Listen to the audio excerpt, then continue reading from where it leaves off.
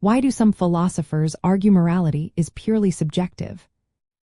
Imagine a world where what is right or wrong depends only on how you feel or what you prefer. That's what some philosophers believe about morality. They argue that moral judgments are based on personal feelings, preferences, and attitudes, not on universal rules that apply to everyone. This idea is called moral subjectivism. It suggests that what one person thinks is morally right might be different from what someone else believes, and both views are valid because they come from individual perspectives. At the heart of this view is the belief that there are no absolute moral facts that everyone must follow. Instead, moral statements are expressions of personal emotions or attitudes. For example, if you feel helping others is morally right, that feeling makes it true for you. But someone else might feel differently, and their moral judgment is just as valid from their point of view.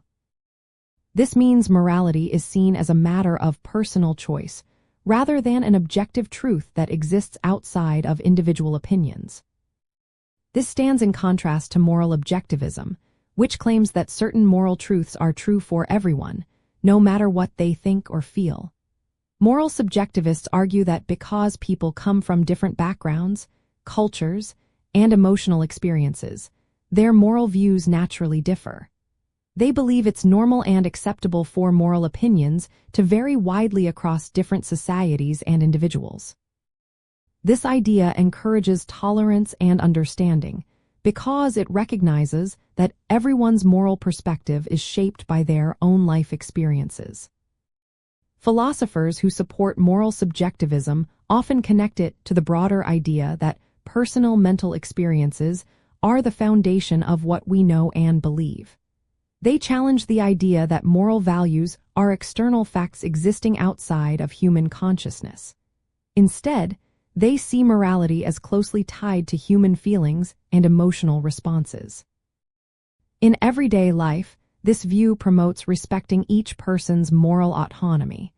It suggests that each individual is the best judge of their own moral beliefs. This can lead to a society where many different moral views coexist peacefully without one being forced on others. But critics say that if morality is purely subjective, it can cause endless disagreements that are hard to resolve.